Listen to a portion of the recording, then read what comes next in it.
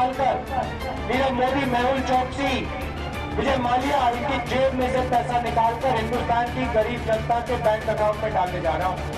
ऐसे वादे नहीं करते कि जिसके कारण जनता बेचारी बेचैन हो जाए। हर बार चुनाव में वोट मशीन बनने वाली लहरें, हर बार चुनाव में जनता में भरोसा जगाने वाली लहरें, हर बार चुनाव में किसी पार्टी की नैया पार लगाने वाली लहरें तो किसी पार्टी की नैया डुबा देने वाली लहरें। चोरी करके नरेंद्र मोदी चौकीदार ने 15 लोगों को दिया है। वरना ऐसे भी लोग हमारे देश में हैं, ऐसे बुद्धिमान, ऐसे तेजस्वी लोग हैं, वो आलू से सोना बनाते हैं।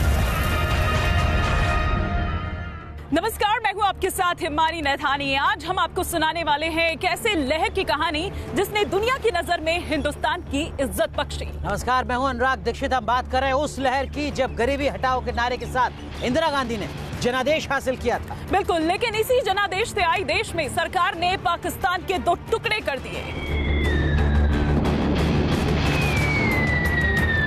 हम बात कर रहे हैं 1971 की चुनावी लहर की, जब हिंदुस्तान से सिर्फ 3 महीने पहले पाकिस्तान में चुनाव हुए थे।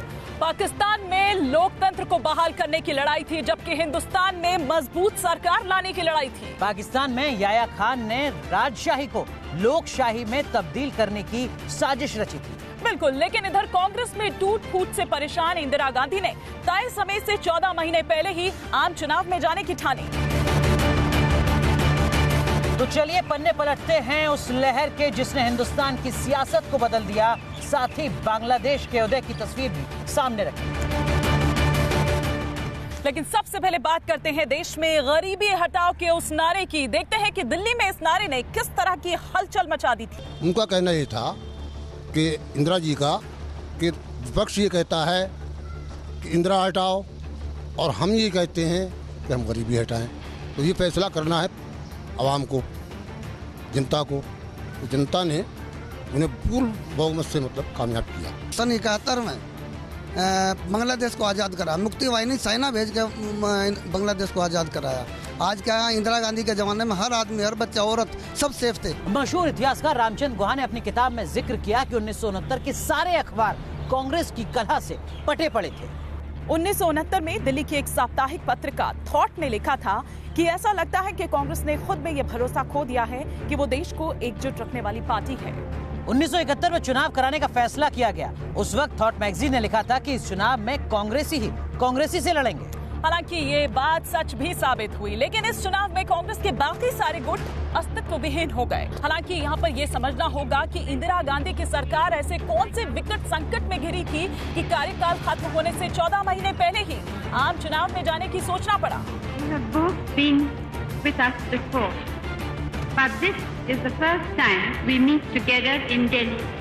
दरअसल इंदिरा गांधी ने कहा कि वो पूर्ण बहुमत चाहती है ताकि क्रांतिकारी योजनाएं लाई जा सके। सरकार ने वादा किया कि वो गरीबों और भूमिहीनों के लिए काम करेगी, बड़े उद्यमियों से छोटे उद्यमियों के हितों की रक्षा करेगी। इस चुनाव में इंदिरा गांधी ने दक्षिणपंथी बुरी और शैतानी ताकतों के खिलाफ वोट मांगा। तब 90 साल के सी राजगोपालाचारी ने कांग्रेस के खिलाफ एक संयुक्त मोर्चा बनाने की तैयारी की, लेकिन इस मोर्चे में ही फूट पड़ गए क्योंकि पार्टियां एक नेता पर सहमत ही नहीं हुई। सी राजगोपालाचारी ने तब कहा कि गुरिल्ला चुनाव लड़ा जाएगा, जो जहां से जीत रहा है वहां उसी को सपोर्ट दिया जाएगा। कुछ लोग कहते हैं कि इस चुनाव में महागठबंधन ने जो नारा दिया वो इंदिरा गांधी के लिए जीत की सीढ़ी बन गया। विपक्ष ने नारा दिया इंदिरा हटाओ का। इंदिरा गांधी ने कहा कि वो कहते हैं इंदिरा हटाओ, मैं कहती हूँ गरीबी हटाओ। कौन धनी है कौन गरीब है ये नहीं सोचना चाहिए, केवल ये कि हमसे कमजोर है उसको कैसे सहायता करें। आखिर जनता के बीच गरीबी हटाओ का यह नारा चल पड़ा। चलिए आपको लिए चलते हैं देश के सबसे बड़े प्रदेश उत्तर प्रदेश और समझने की कोशिश करते हैं कि उस वक्त देश में क्या हालात थे। चूंकि आजादी के बाद गरीबों की तादाद ज्यादा थी, बदकिस्मती है कि आज भी गरीबों की तादाद ज्यादा है। दरअसल में यही वो चुनाव था जिसमें इंदिरा गांधी ने अपने पूरे राजनीतिक करियर में सबसे ज्यादा पसीना बहाया था। और अंदाजा इसी बात से लगाया जा सकता है कि दिसंबर 1970 के आखिरी सप्ताह में लोकसभा को भंग कर दिया गया और इसके बाद 58,000 किलोमीटर की इंदिरा गांधी ने यात्रा की थी। इंदिरा गांधी ने कुल मिलाकर 300 से ज्यादा सभाएं की थी, जिसमें 2 करोड़ लोगों ने इंदिरा गांधी के भाषण को सुना था।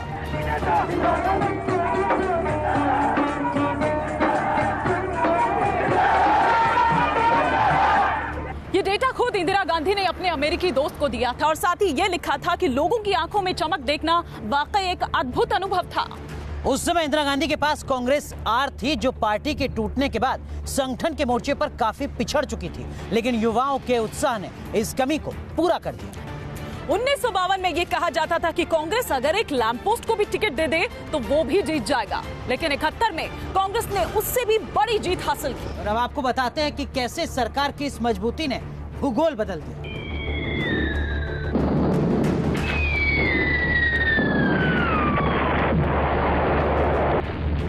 दरअसल हिंदुस्तान के चुनाव से पहले दिसंबर 1970 में पाकिस्तान के चुनाव कराए गए।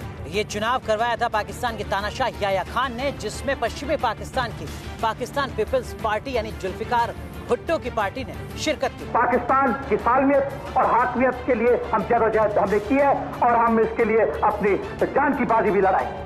तो पूर्वी पाकिस्तान में शेख मुजीबुर रहमान की नेशनल आवामी लीग थी। जुल्फिकार अली भुट्टो जहां एक तरफ रोटी कपड़ा और मकान का वादा कर रहे थे, वहीं दूसरी तरफ मुजीब पूर्वी पाकिस्तान में हो रहे अत्याचार और शोषण का मुद्दा उठा रहे थे। याह्या खान ने ये सोचा था कि पाकिस्तान में एक बार फिर से भुट्टो की सरकार आएगी और उन्हें राष्ट्रपति पद पर बरकरार रखेगी, लेकिन चुनाव में सब कुछ उलट-पुलट हो गया। पीपीपी को पश्चिमी पाकिस्तान में 144 में से 88 सीटें मिली, जबकि आवामी लीग ने पूर्वी पाकिस्तान की 169 में से 167 सीटें जीत ली। इसके बाद याह्या खान और जुल्फिकार अली भुट्टो के इरादों पर पानी फिर गया। इसके बाद 1971 में ही जनवरी के महीने में दोनों ने पूर्वी पाकिस्तान का दौरा किया, लेकिन मुजीब संघीय ढांचे की मांग पर अड़ गए। যে ওই শহীদের রক্তের উপর দিয়ে পাড়া দিয়ে আজ পৃথিবীতে মুজিবুর রহমান যোগদান করতে পারে না। और भुट्टो भरे मन से जनता को जहन्नुम में भेजने लगे। अब ये देखिए, जब मैं कहता हूँ इससे बड़ी कोई ज्यादती, आपकी बात मान ली, ना मंजूर जहन्नुम में जाए।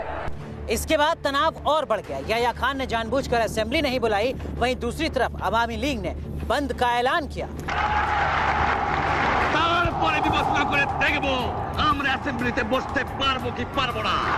लेकिन भारत जब लोकतंत्र का उत्सव मना रहा था, उसी वक्त पूर्वी पाकिस्तान में कत्लेआम का दौर शुरू हो गया।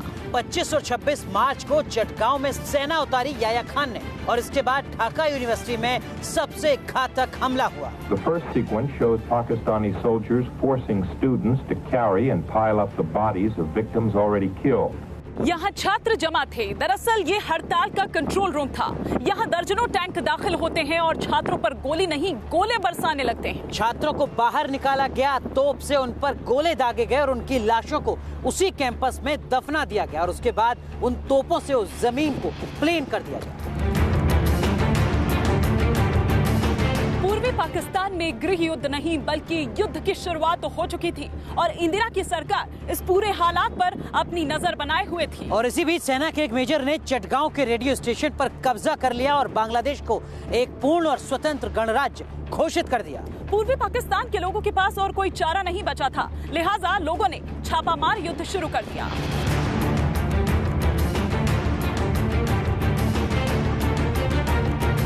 हालात ये हो गए कि अप्रैल 1971 तक भारत में करीब 5 लाख शरणार्थी दाखिल हो चुके थे।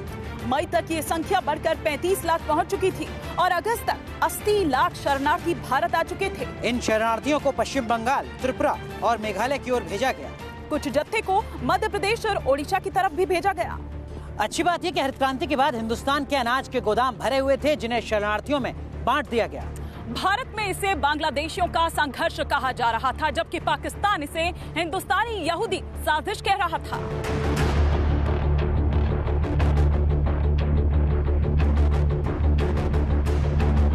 ये अलग बात है कि इस पूरे मामले में पाकिस्तान की दोनों बातें गलत थी। पहली तो ये कि ये पाकिस्तान का अंदरूनी मामला था, और दूसरी बात ये कि इस पूरे मामले में इजराइल के शामिल होने का सवाल ही नहीं था। इन हालातों में लेकिन 3 साल पहले ही बनी खुफिया एजेंसी रॉ बहुत काम आई, क्योंकि उसने पाकिस्तान की पूरी सैन्य ताकत की रिपोर्ट दी और भारत पर हमले की आशंका भी जताई।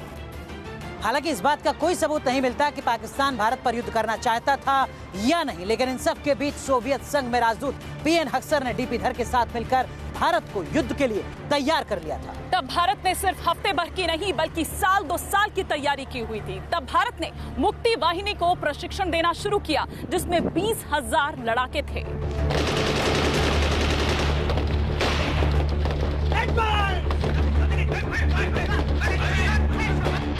इस बीच अप्रैल 1971 में चीन ने पाकिस्तान को एक पत्र लिखा, ये कहते हुए कि अगर भारत पाकिस्तान के खिलाफ कार्रवाई करता है तो चीन पाकिस्तान का साथ देगा।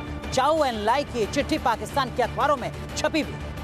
तब जुलाई में निक्सन के सुरक्षा सलाहकार हेनरी किसिंजर ने दिल्ली का दौरा किया था और तब भारत ने अमेरिका से पाकिस्तान पर दबाव बनाने को कहा था, लेकिन तब अमेरिका चीन से जा मिला था। निक्सन की नजर में भारत के लोग अच्छे नहीं थे, लेकिन उनके सुरक्षा सलाहकार ने भविष्य देख लिया था। किसिंजर की नजर में पाकिस्तान का टूटना पूरी तरीके से तय था और भारत का महाशक्ति बनना भी। तभी अमेरिका ने एक दांव चला। निक्सन ने कहा कि यूएनओ पूर्वी पाकिस्तान के लोगों की घर वापसी करवाएगा। और तब भारत ने अमेरिका की आंख में आंख डालकर पूछा कि क्या हिटलर के देश में यहूदियों की वापसी करा पाए हो। आखिर इस जंग ने भारत और रूस को करीब ला दिया। सितंबर 1971 में इंदिरा गांधी ने सोवियत संघ का दौरा किया। वैसे इंदिरा गांधी ने सिर्फ रूस ही नहीं बल्कि दुनिया के कई देशों का दौरा किया और जोर देकर इस बात को कहा कि पूर्वी पाकिस्तान में जो कुछ चल रहा है दरअसल में वो सिर्फ गृह युद्ध नहीं है, बल्कि वहाँ पर लोकतंत्र की जो भी आवाज उठा रहा है उस आवाज को दबाया जा रहा है, सख्त सजा दी जा रही है, नरसंहार किया जा रहा है।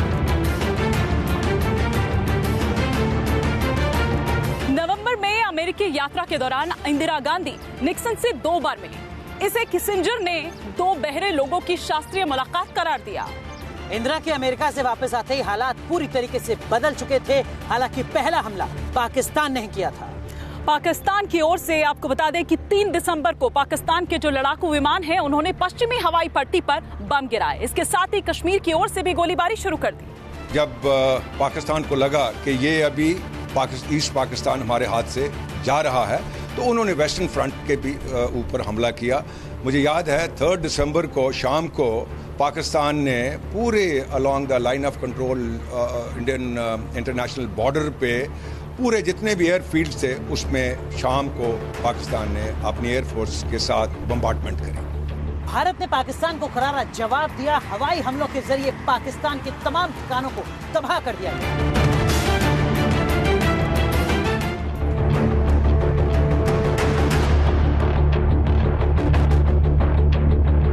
कुल मिलाकर ये जंग निर्णायक मोड़ पर आ चुकी थी। ढाका और चटगांव के बीच का संपर्क कट चुका था, रेल सेवा को नियंत्रण में लिया जा चुका था और पाकिस्तानी सैनिक मजबूर हो चुके थे। 6 दिसंबर को भारत ने यह ऐलान कर दिया कि पूर्वी पाकिस्तान एक नया देश यानी कि नया बांग्लादेश बनेगा। कुल मिलाकर बहुत कम समय में पाकिस्तान ये जंग हार चुका था। 1 हफ्ते के अंदर अंदर भारतीय सेना ढाका पहुंच चुकी थी। पश्चिम को छोड़कर बाकी तीनों दिशाओं से लगातार गोले दागे जा रहे थे। तभी अमेरिका का 7वां बेड़ा बंगाल की खाड़ी में पहुंचा। हालांकि अमेरिका का ये प्रतीकात्मक विरोध था क्योंकि वो ये जानता था कि रूस भारत के साथ खड़ा है। जीत की खुशबू हिंदुस्तान तक पहुंच चुकी थी और तभी 13 दिसंबर की रात को भारतीय वायुसेना ने ढाका में गवर्नर के घर को बमों से दहला दिया। पूर्वी पाकिस्तान के गवर्नर को अपनी मौत सामने दिखाई देने लगी थी। उसी रात यहया खान ने जनरल नियाजी को सरेंडर करने का संदेश भेजा। 16 दिसंबर की सुबह भारतीय सेना की ओर से जे.एस. अरोड़ा ढाका पहुंचे आत्मसमर्पण पत्र लेने के लिए। इस दिन की तस्वीरें हिंदुस्तान की शौर्य गाथा की गवाह है। उस दिन देश की संसद इंदिरा गांधी जिंदाबाद के नारों से गूंज रही थी।